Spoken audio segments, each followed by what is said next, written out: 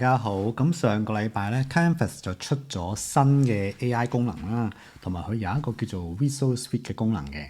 咁我今日咧就會同大家分享一下咧，咁究竟 Visual Suite 對於我哋做 production 嘅人嚟講咧，有啲咩嘅好處咧，同埋中間會點用嘅咧？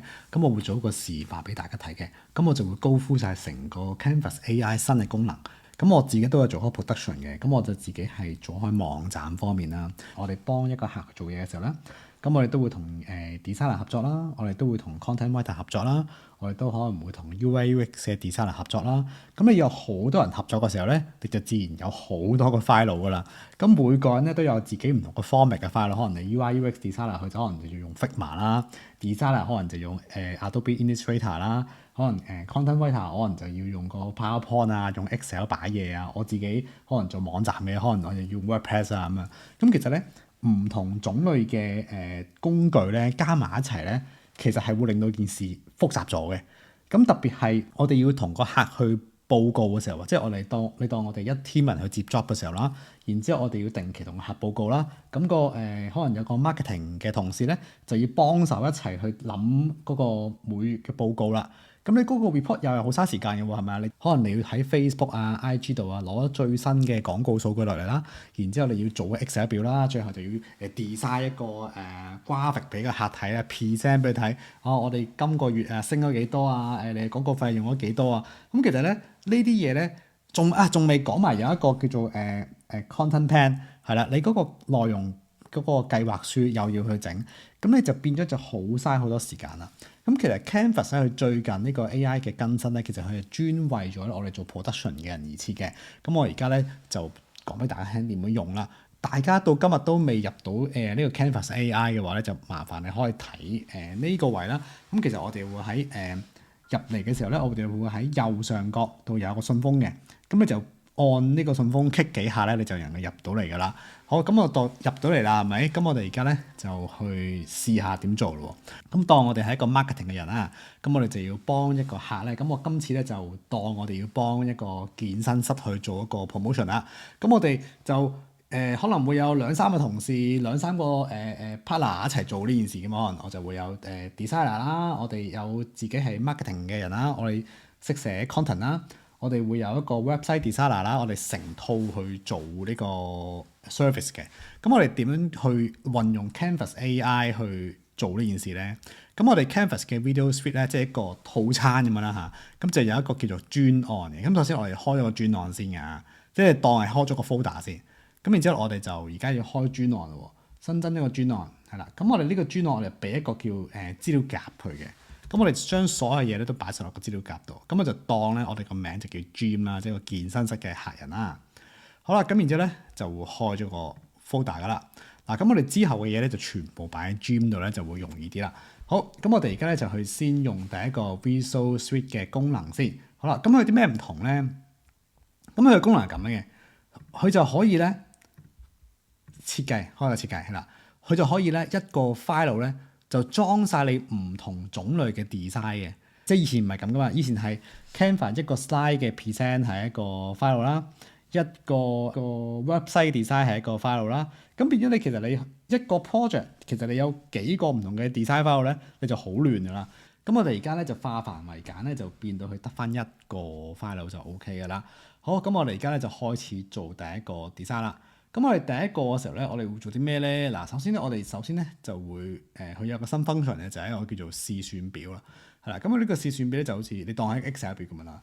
咁我哋諗其實平時我哋做 project 嘅時候咧，其實我都會用 Excel 表噶嘛。咁 Excel 表裝咩嘅咧？就係裝一啲咧成個 project 嘅 timetable 啦，即係你個 timeline 啦，成個 project timeline 啦。即係話我哋例如個 project 係4月份開始嘅，咁我哋喺4月份嘅時候要做啲咩咧？可能要做budgeting 啦，可能要4月尾嘅時候就做 marketing research 啦，係咪啊？咁中間可能就要去做一啲整個網站啦，之後就可能就會整一啲 giveaway 嘅 email 啦。咁我哋呢啲嘅timeline咧，其實我哋就而家咧就唔會利用一個 Excel 去做嘅，即係我哋唔會另外開個 Excel 做嘅，而我哋咧就將呢個 timeline 咧就放咗落去 Canvas 做。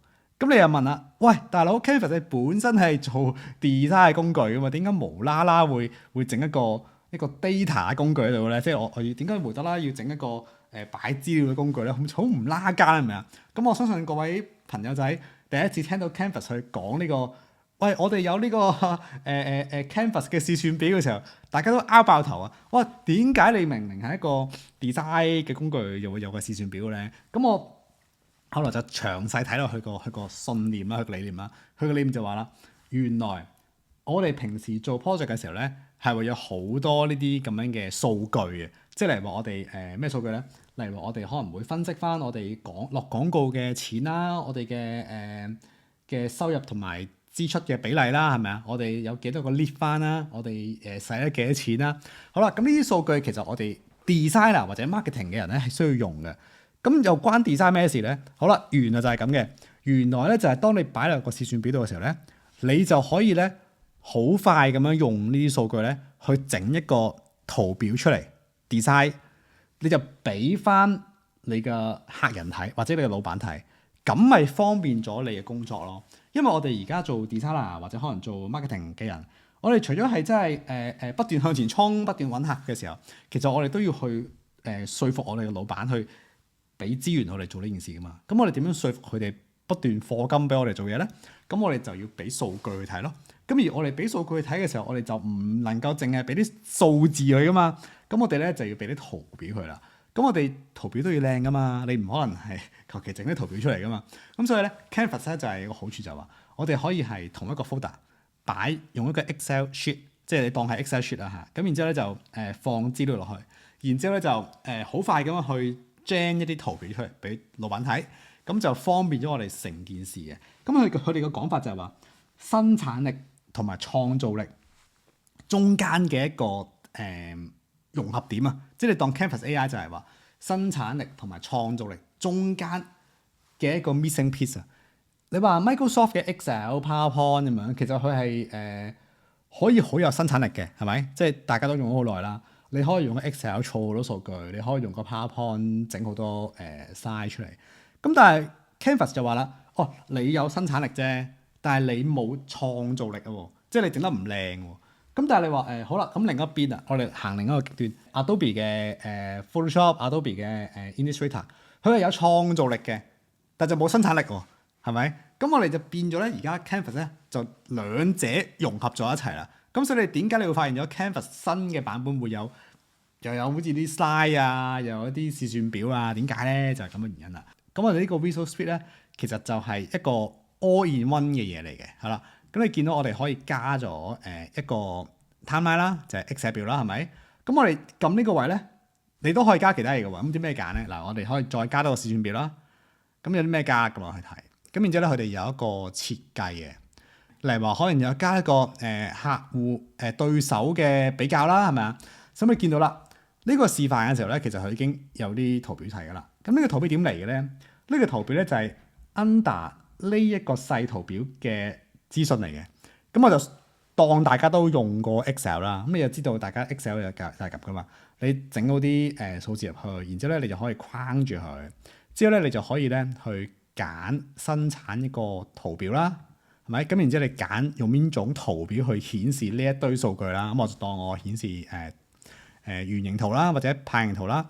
咁我就有唔同嘅數據嘅。咁然之後你將呢個圖表咧就塞入去。OK，咁然之後咧，你咪可以一路改數據，一路做 present 咯。嗱，你望唔望到啊？我將呢個圖表擺落去啦。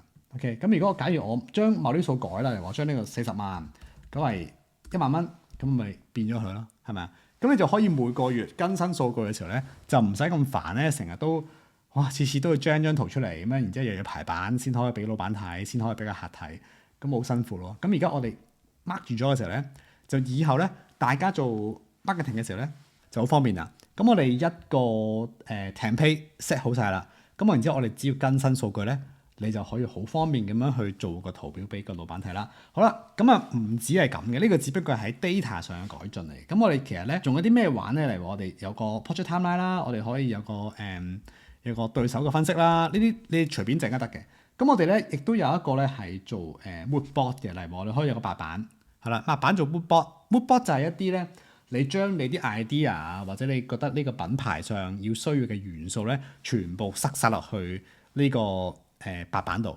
咁就俾其他人去參考嘅，即係例如話俾 UI/UX designer 去參考，俾 web designer 去參考嘅。咁以前唔係咁噶嘛，以前就話我 designer 我諗到個 mood board 出嚟啊，我覺得呢個品牌應該係要某啲嘅元素嘅，例如話我做 gym 嘅冇，例如話而家我做 gym 嘅，例如話我揀呢個品牌咧，究竟個 gym 嗰個 style 係點咧？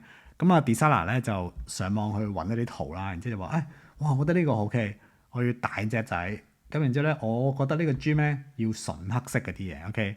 咁然之後我就覺得呢個咧就係個客個 gym 房啦，OK。咁你就不斷將呢啲嘢擺落上去啦。例如話我哋要個字型，例如話我個字型啦，咁我就會話係gym 咁樣啦，當。咁然之後我就會改字型啦，係嘛？咁呢啲都係一個 mood board 啊，或者係一個brand guideline 嘅嘢啦。咁啊擺晒喺度。咁啊以前係點嘅咧？以前我哋就要咧呢一份文件咧，我哋就要 circulate 俾各位嘅同事一齊睇嘅，即係話我 designer 會 circulate 俾 marketing 嘅人啦。咁 marketing 嘅人咧就會攞住呢個嘢咧就去做佢個文案啦，係咪啊？即係即係知道個 feel 係咁啦。於是佢出嘅文案就會跟住呢個 feel 啦。website designer 咧就會按住呢個stock photo，然之後又會砌個網站啊，做個 design 啦。呢個係黑色嘅喎，咁咪揾啲黑色嘅 design 咯，係咪啊？咁但係個問題係好唔 efficient 啊！呢件事你諗下，你將個 file由個 designer 傳俾幾個同事。如果中間個客要改點算啊？咁要改嘅時候，你咪又要 circulate 一次咯。Canvas 就好好多啦，大家一齊去共用呢一個 folder。咁呢個 folder 咧就有好多唔同種類嘅檔案嘅類型嘅。咁呢個就係其中一個啦。你可以呢個就係叫白板，任意擺落去嘅。咁我就睇下仲有冇另外一個。咁另外一個叫簡報。OK。咁呢個咩嚟嘅咧？呢個勁啊！呢個咧就係我哋平時去 pitch 客嘅時候咧，咁我哋咪會做啲 pitching deck 嘅。咁呢個 pitching deck 咧，你都可以喺度做啊嘛，係咪？咁你就咁你咪唔使有傳嚟傳去咯。其實佢解決個問題就係話幾個party 一齊做一件事嘅時候咧，你嗰啲 design 啊，你嗰啲 data 啊，唔好成日喺度傳嚟傳去，成件事甩甩漏漏咁樣，咁樣就會專心咧，大家一齊去做創作啦。其實佢個原意係咁嘅，如果大家咧明白佢個原意咧，你就會知道點解咧佢會咁鬼得意啦啲嘢。好，咁然之後咧，你撳落去啦。嗱，我就當我哋而家就做個pitching deck 啦嚇。咁呢個就係個 pitching deck，我哋 pitch 客嘅。咁如果大家都想學下點樣去做一個好嘅 pitching deck 啦，或者其實我哋成個 marketing 嘅做法應該係點做咧？咁咧就歡迎大家咧去報讀我哋 Highway Academy 嘅內容行銷課程嘅。咁下邊資訊欄咧都有個連結去俾大家去報名啦。咁啊〜好啦，咁啊呢度咧我就當大家已經做咗個 pitching deck 啦。好 OK，咁個好處就係第時入翻嚟嘅時候咧，就可以睇翻你當時咧同個客講咗啲乜嘢。OK，咁當然你可以呢度就可以修改啦，或者可能佢會update 翻啲圖表啊，都 OK 嘅。咁然之後另外一個做啲咩咧？網站，我教大家做個網站。好啦，咁網站係點嘅咧？好得意喎。咁你見到網站都有得做咩？係有嘅。咁你見到咧，咁你去 search 翻設計啦。咁你可以揾翻啲關於 gym 嘅網站啊，咁咪我當呢個啦嚇。咁然之後佢有五幅圖啊嘛，係咪？咁我就套用全部。OK。咁然之後我可以改嘢啊，即係我當然我可以改嘢啦。OK。今日 gym 啊嘛。OK。咁然之後我可以撳發布啊。咁當你發布嘅時候咧，你就會有條 link，呢條 link 咧就係你自己嘅。咁然之後咧，你就可以咧就去發布啦。咁我就發布出去先。係啦，但係我覺得咧呢度又有少少問題嘅，佢就多頁式網站係啦，但係佢呢度咧就有少少問題嘅，佢就會發布埋同一個 folder 裏邊嘅嘢，我覺得呢個係少少 bug 嚟嘅。咁我陣間就會教大家另一個方法，就係可以純係發布呢個網站，就唔係發布埋你嗰個 pitching deck 出嚟嘅。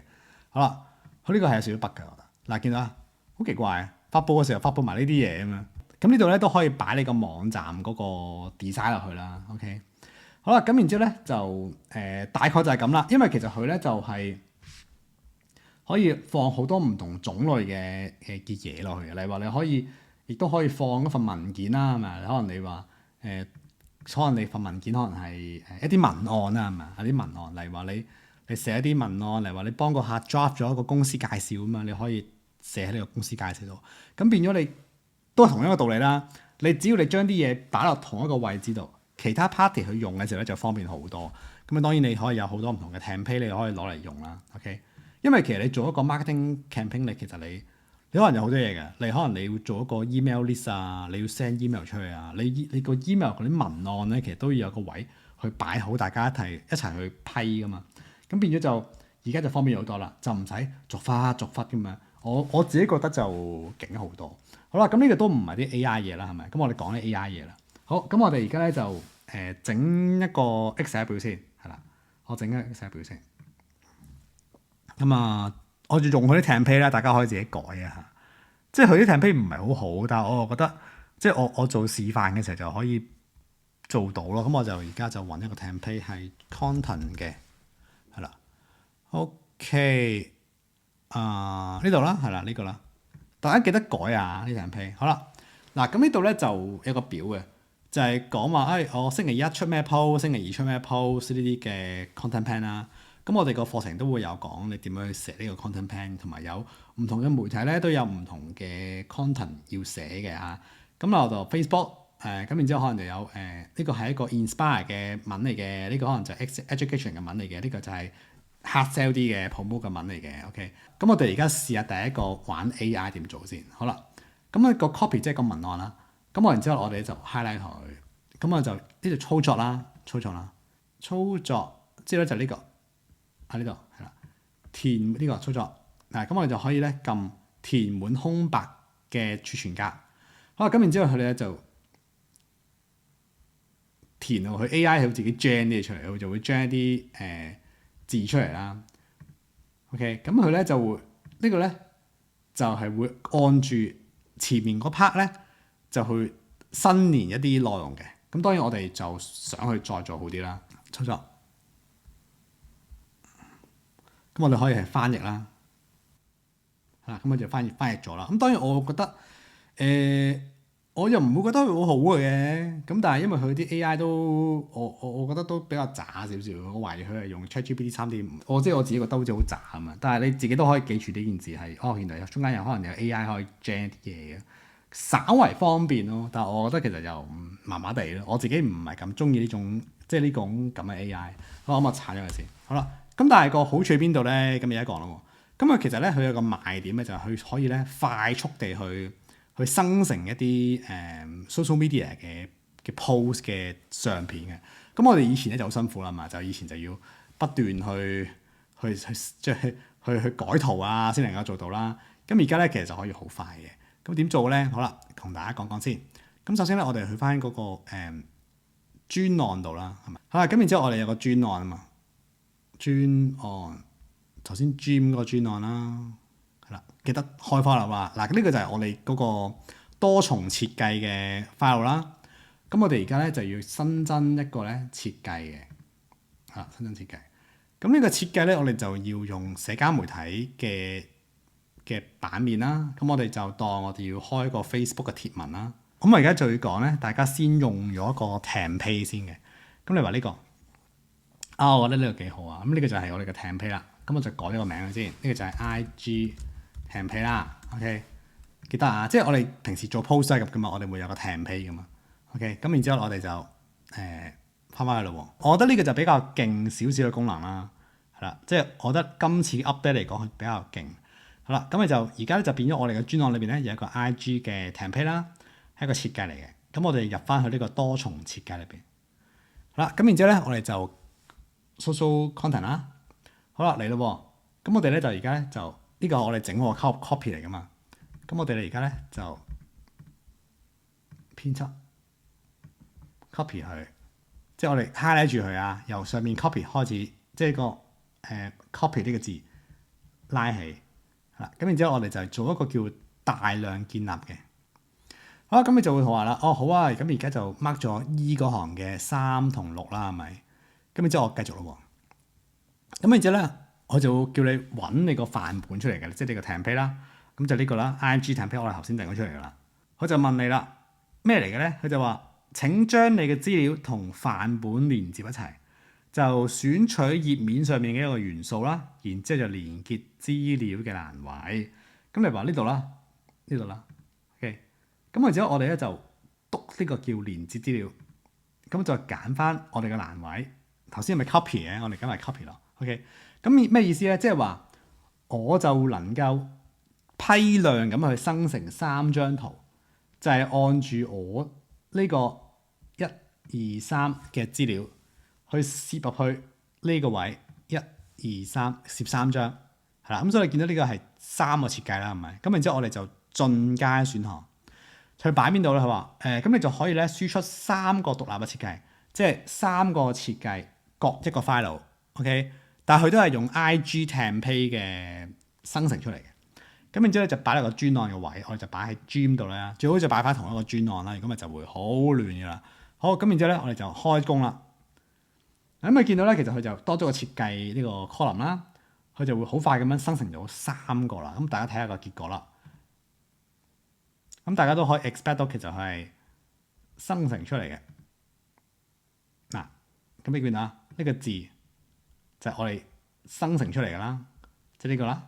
好，咁第二張咯，第二張咧就睇咯。嗱嘛就咁啦，不過呢字多少少啊。第3張啦，我就睇啦。OK， 咁即係話我哋已經可以咧用同一個範本喺 Excel 表度咧就去生成3個 design 出嚟，係啦。咁我就覺得咧呢個會比較強少少啊。好，咁但係個問題係咧，咁你話喂後邊張底圖點算啊？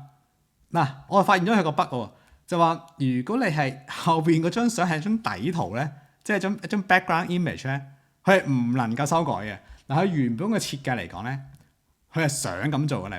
例如話我個 asset 係張相啦，係咪？咁理論上其實你可以係轉相先啱噶嘛，係咪？你淨係轉字咁有咩意思啫？好啦，咁我就發現咗一個 bug 咧，就係話原來係底圖係唔能夠做嘅，即係話假如如果佢個 design 呢個女仔係張底圖嘅話咧，係唔能夠轉嘅。暫時嚟講啊，咁而家我哋點做咧？咁咪唔好咁樣做咯，我哋揾第二張相咯。好啦，咁又嚟一次咯。咁我哋咧就翻返去專案度啦，然之後咧就又入翻去。咁我今次我就整多個叫 IG template 2啊。咁我呢啲我就 delete 咗先，我驚大家亂啊。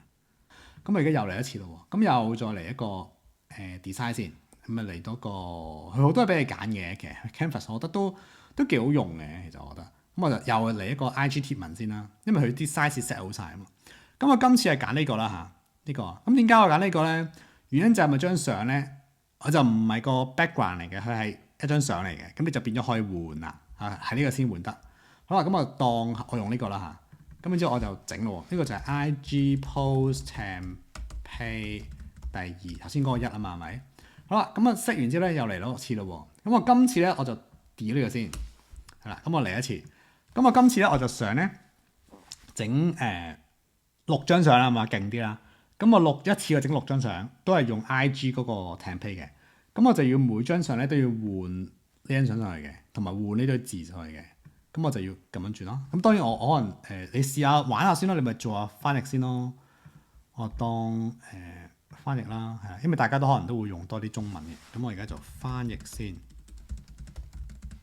咁中文啦，然之後就佢就可以俾你揀嘅，專業啲啦，我哋用。咁然之後就翻譯 ，OK，咁啊等佢翻譯先，因為英文啲字比較長少少啊。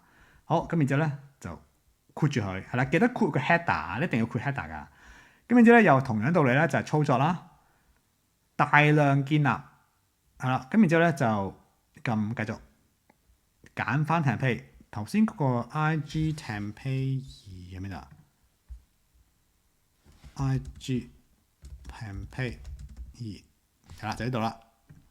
好，咁然之後咧嚟啦喎，咁你就要連結你嘅元素啦，同埋你楞住你個我成日都改唔到口咧，照樣叫 Excel 表啦，你 Excel 表上面某個 column 咁樣啦。好，例如呢個篤呢個位，我哋就要連結翻去 copy 呢個位。呢個位我哋就要連結相片呢個位。sorry， 連結再一次呢個位就要連結 asset， 即係相片個位。好啦，咁啊連晒啦喎 ，OK。咁你見到係啊6個設計啊嘛，咁我就望一望先，6個獨立設計係啱嘅。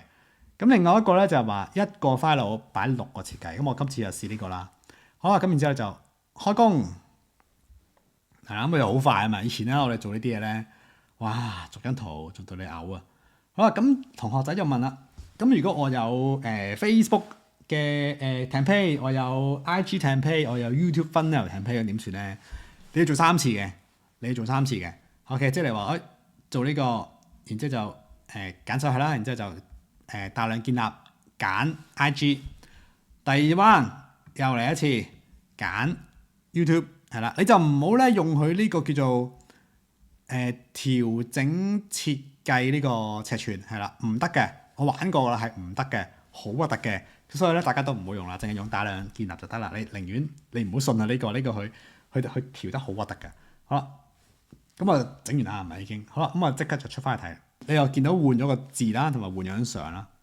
OK， 換晒係咪啊？咁當然呢啲你頭先我係做得唔好嘅，因為我原本嗰個 template 個位太細啦。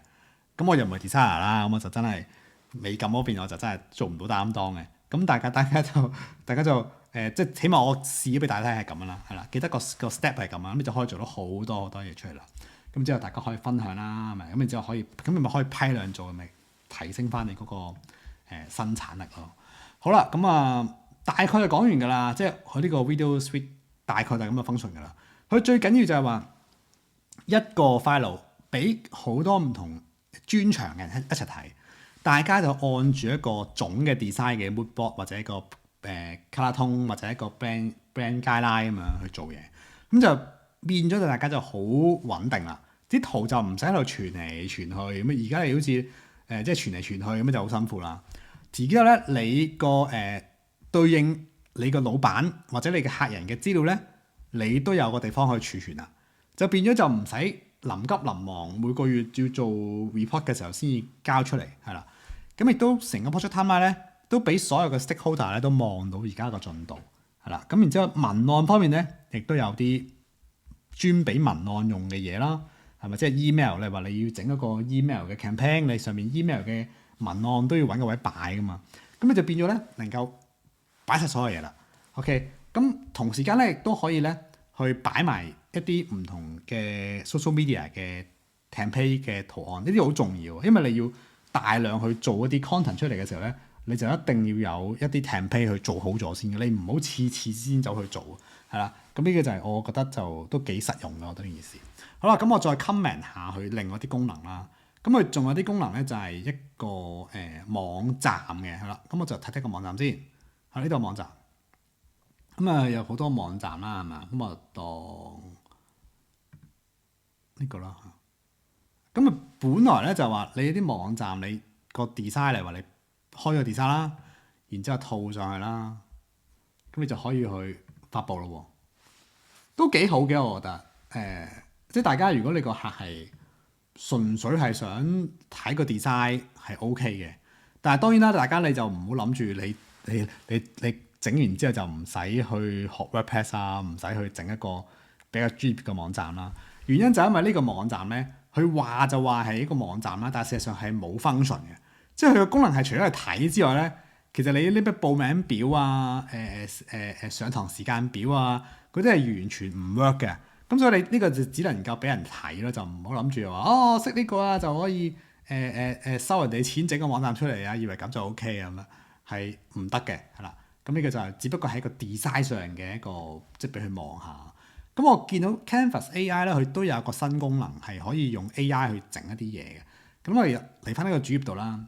咁你見到啦，你今天想設計什麼咁嚟個 Canvas AI 啦。咁其實咧，佢下邊咧就有幾個俾大家用嘅嘢嘅，例如話可以用AI 去整一個圖片啦。咁但係我又覺得，如果各位係有 Midjourney 啊或者OpenAI 4O 嗰啲咧，都勁佢好多，我就覺得唔啱用咯。即係佢啲片都麻麻地咁樣，又要收 credit 咁樣。咁我寧願你 subscribe 個 ChatGPT 4O 啦。咁另外一個咧功能咧就係話幫我寫程式啦。好啦，咁呢個咩鬼嚟嘅咧？呢個咧就係而家我哋好興嘅叫 Vibe Coding 啊。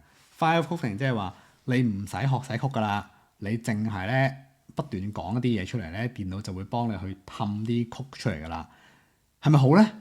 咁我覺得如果你嘅客係想做一啲好簡單嘅小遊戲，即係例如話呢個編寫太空嘅 3D 遊戲，咁你 OK 咯。